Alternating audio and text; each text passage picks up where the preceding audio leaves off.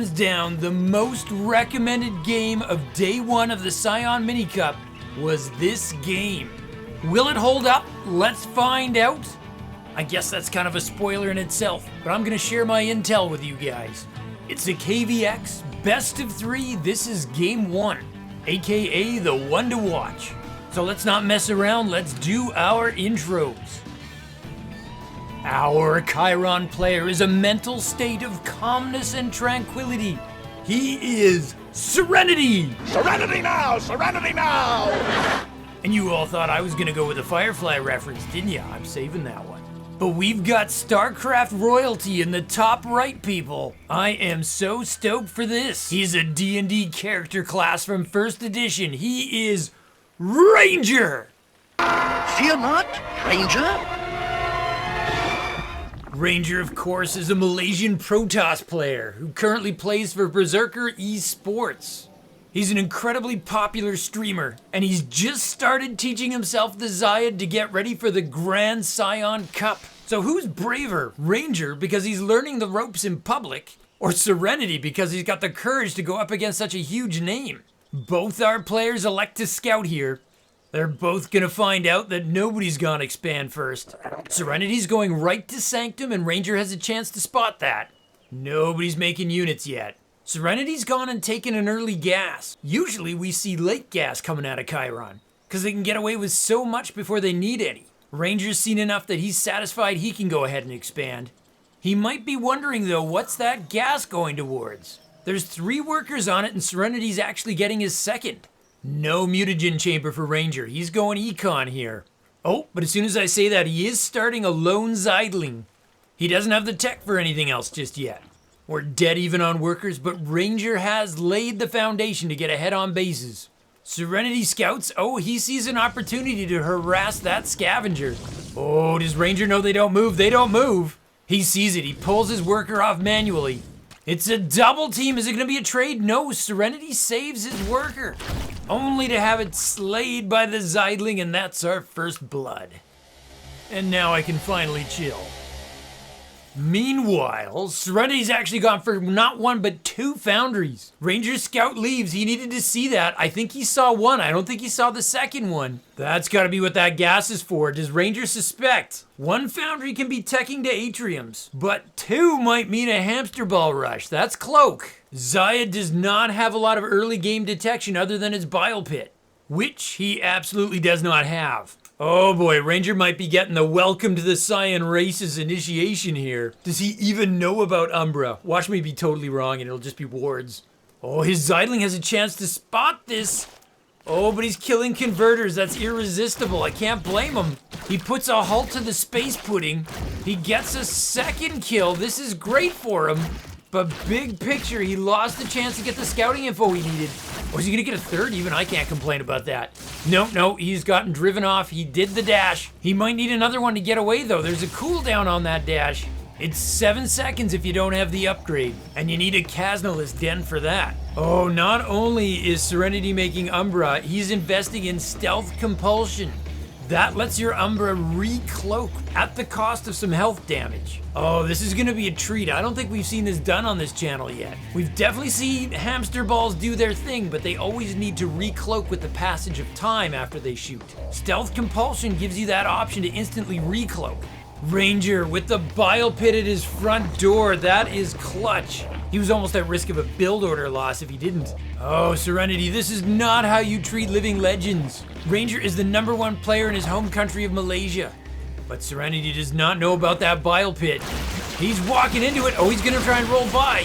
Stealth Compulsion is not yet done. And the bile pit is giving the Xayid army vision. He needs to get out of range. But now he's in the clear, and no, Ranger cleans it up. It cost Ranger a worker pull, but the end result is that Ranger has more workers. He's up 7. Serenity just didn't get quite enough damage, so he might have to try again. He's invested in the upgrade, so I think he kind of needs to try. Ranger's trying to find where the hamster balls came from. There's no proxy. They rolled all the way for the main. I had to stop myself. I was about to say, it's Keiron. They can't do proxies. But of course, we've actually cast a game where we saw a proxied Citadel. Oh, Ranger's going for Scorpulus speed. Mutate Scorpulus Metabolics. It really does make them that much more terrifying. He's not gonna wait for more Umbra. He's gonna try to counter, but he's definitely got no detection here. The Scorpulus are armored. The Umbra do extra damage against them. Add in the disadvantage of the ramp, and Ranger can see that that was not the engagement he wanted. He's pulling back. But Serenity says it's not that easy. He's gonna pick off his units while he retreats. I don't know if Ranger wants to be running from this. He might not realize there's only 2 Umbra. I think he saw a much bigger army when he decided to pull back. It's too late now, but he might have been able to fend them off in the middle of the map. All of a sudden, Serenity's right back in this. Oh, he wants to target the worker. There he goes. There's no bile pit out here. Remember, you have to have a feeding pool before you can build a bile pit. And the feeding pool's going down. I think, yes. And as long as Serenity compulse cloaks, he should be fine. He should know to stay out of the range of the bile pit this time. Ranger knows he's there, but he can't do anything about it. He needs a Ferion, but he's a long ways away from that tech. Oh, it takes the plucky optimism of a Starcraft pro to try to expand in this circumstance. Ranger tries anyway because that's what he's trained to do, and Serenity shuts it right down. Ranger does get the cancel though. Serenity's got a real opportunity for contain here. He's just shaped in 2 more hamster balls, and he's got double Sanctum on the way. Scratch that, triple Sanctum. For his part, Ranger starts up the biomass hatchery. He's almost certainly doing it so he can get himself a Ferion for detection, but it certainly doesn't hurt that he can use it to get revilers, prowlers, and spitters. Ranger starts up a 3rd attempt to get a 3rd base, but it's quadruple hamster balls out there now. Oh, Serenity's not gonna pull himself into range of that bile pit again, is he? That's his one weakness here. Oh, he snipes the Scorpulus and then pulls back. That's the matchup he wants. Using that stealth compulsion to recloak, which doesn't help if he's in range of the bile pit. Ranger sees his opportunity. He's gonna pounce. He pops 1 ball. He's actually added Mendlings to his composition, or mini Mendlings as I sometimes call them now. The upshot though is it looks like he's gonna save his 3rd base. And just in case your Zug is wrong folder wasn't already full, Ranger is not making a Ferion. Oh, Serenity's 3rd isn't too far behind. I don't think he's gonna be able to kill the nest again, but he might be able to snipe that worker.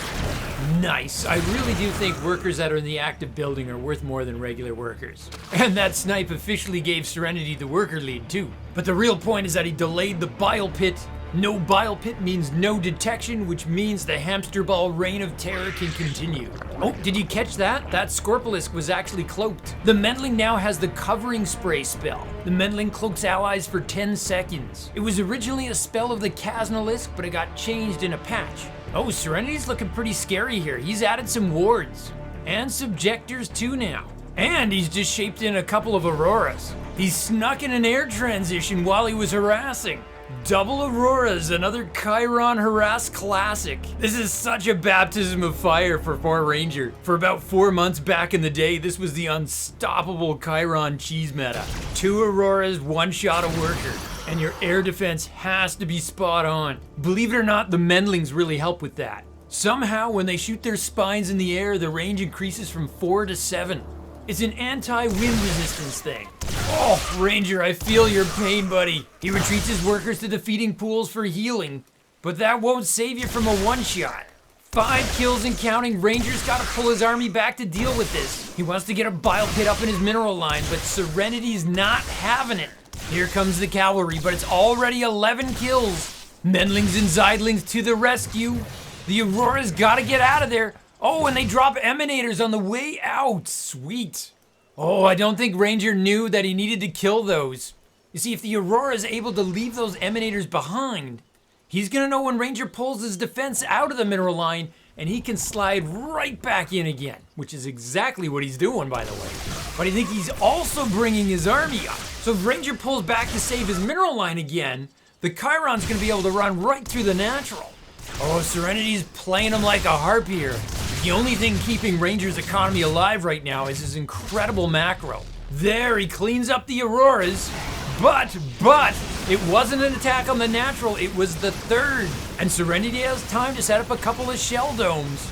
250 shields for any unit inside those guys. Oh, very skilled. Ranger sets up a really nice concave before he attacks. It won't save his 3rd, but he can get some value here.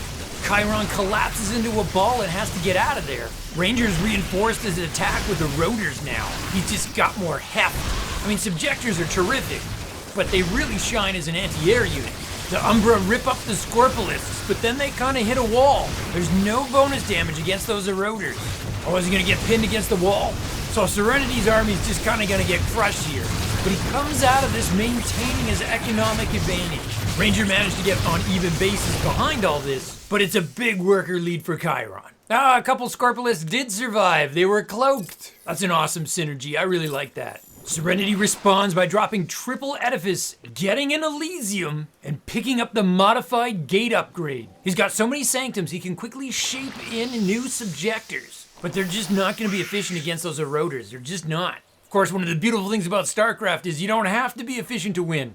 Efficiency is just a way to win. Oh, and 2 more Auroras streaking across the map. A little tougher now, though. Those bile pits are in place. Ranger Xayid's gonna spot the 4th under construction. Serenity sees the risk, he pulls back his army to cover. Ranger's also getting a 4th, though technically he's rebuilding his 3rd. And we've got ourselves a game here. I'm very impressed with the depth of Serenity's Keiron knowledge, and I'm very impressed with Ranger's ability to react on the fly. Keiron finds the base without the bile pit. Oh, Ranger's learned. He's learned to kill the emanators before they disappear. He's too late to get the second one, it's cloaked on him. A Pharaon would be helpful for that. Really, the most important element of these Keiron Aurora attacks is that it's telling Serenity exactly where Ranger's army is. Ranger's been pulled to the left-hand side of the map, so Serenity swings his forces to attack to the right. He's gonna shut down that 3rd for the 3rd time. Ranger's not going back to defend. He says eye for an eye. A base for a base. Oh, when Scorpolis get into a mineral line, it is not pretty. The nest falls and the Citadel's gonna be right behind it. Oh, I'm blinded by the beauty. Both players start dropping turrets. Nobody's going back home to defend here. I think I might be catching on. Was this game recommended to us because it's a race? Xayid versus Keiron in a base race. Who wins this? We know that Keiron just slaughters the other factions when it has an Aegis. But Serenity does not. And he's got the smaller army. Ranger is massacring Serenity's workers. 46 dead! The kill numbers on those Scorpolis are gonna be insane. They just devour another mineral line. Serenity has a ton of structures though. He focused on the lower tech, so he's just got so many buildings. Ranger's supply block now, he's losing feeding pools. Oh, he unblocks himself by losing units. Not a preferred technique, but still a technique. Does Serenity have the DPS to really do this? His economy's kind of fallen into the toilet here. This is the army he needs to win with. Base races are so stressful. What do I focus down first? All of Ranger's production facilities are in his main. He's gonna lose them all. Mutually assured destruction. Certainly a talented mediator could show these two combatants that no good could come from this. Actually, at this point, both players need to be thinking about hiding some buildings. You can get so caught up in trying to focus down your opponent's buildings efficiently, you forget the importance of that hidden base. Even if it's just a cheap refinery, though if you have the money, a base is better because you don't want to be revealed. Oh, Ranger's kind of picking up what I'm throwing down here. He's rebuilding at his 4th, dropping triple dens. Oh, Serenity only has 1 worker left. I hope it's a hidden worker. He's gonna lose that Citadel and he's not gonna be making any more. Oh, he's got a base at his 3rd, but it's also under attack. Serenity's supply block now because he's losing all his production structures. And Ranger's down to 3 workers. Oh, there's an apocalyptic amount of pain going on right now. Neither player has any ability to defend at this point. Could Keiron stash an air building where Xayid ground units can't reach it? Oh, Serenity's hitting the 4th now. Oh, and his last worker's gonna try to build something. He doesn't have the money for a Citadel. He's gonna have to settle for a formulator. But that hidden formulator could be what wins him the game. Oh, signs of defense from Ranger. He's not gonna use his money on a new den. He uses it on Scorpolisks. Oh, if they only had covering spray now, but they don't. And here comes the Pulsar Parade. Wait, I missed it. Ranger's thrown down a nest somewhere. He's got a nest. And Serenity's been revealed. And there's the safety nest. That is big. That could be the game changer. Ranger finds the last converter. He gets it. No workers for Serenity. No way to get money. And his safety building is crushed. There's the GG. Ranger wins in a base race. The most talked about game of the morning goes to none other, whoa, That's not cool. Can't do that. Serenity's changed his mind. He's still fighting. Oh, that's a rule contravention. I think we need a ref on the floor here. No. Sorry, you can't GG and then do this.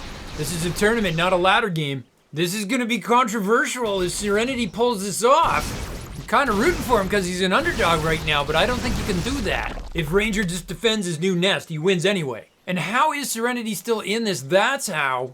Ranger missed the Stratus, probably because his Scorpius couldn't shoot up. Does he have anything to shoot up? Yes, he's got 2 Xayidlings on the way. It looks like it comes down to the final building. It's so rare that you actually see the original victory condition being met. Both players down to their last building. There's a second GG, and Ranger takes it in a razor's edged game. Okay, they did not lie to me on this one. Fear not, Ranger. Yeah, still no victory dance. Look, I got a bit distracted there by the GG thing. No big deal, sorry about that. I promise I'll get over it. It didn't affect the result here. Don't worry, Serenity, we love you and it's all good. Yeah, if you're playing in the wild, people have all sorts of different views as to what GG actually means. Particularly if you're coming from the culture of different video games where interpretations are wildly different. But in a Starcraft tournament, especially in Korea and the ESL, saying GG is a victory condition for your opponent. It's the reason players evolved to type GLHF at the beginning of a game, even though GG would make perfect sense.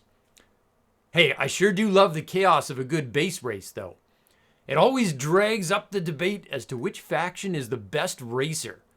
For example, Terran can lift off buildings and make those final moments so much more challenging for opponents. Someone go as far as to say, never base race a Terran. With a pack of Marines stimming unopposed, they can drop buildings faster than anything. Contrast that to Zerg. Mutas are wicked useful in a base race, as they can whip around the map. But if Zerg is caught in a race without them, they are notoriously weak. Mid to late game, they typically have far less structures than other races, less production facilities, and even worse, their overlords count as units, so they don't need to be eliminated. But interestingly, Xayid has none of those problems. Now, we've seen Keiron do very well in base races before. Tons of buildings by the late game with an Aegis to really slow an opponent's race down. But that wasn't a factor here. I'll just mention, as for the Genitron, they have Badgers, which when unopposed just lay waste to structures on the ground at an unholy rate. And a clump of Equalizers can also devastate structures very quickly. Frankly, I would have put the Xayid on the bottom of the base racing tiers, but I think Ranger showed us not to count them out. He spread his units and very efficiently dropped Serenity's buildings, though maybe that was more the function of his veteran experience than the race itself. I don't know if it even happens anymore, but there was a time when trying to force a base race was a legit strategy some players would bust out. But in practice, it doesn't work. It takes 2 to tango. Your opponent can always refuse to play and defend instead. Anyways, let me know what you think. All things being equal, which I admit they never are, but from a theory crafting perspective, who is the best base racer and why? It's fun to think about. So let me just say, from my base to yours, Zugzwang out.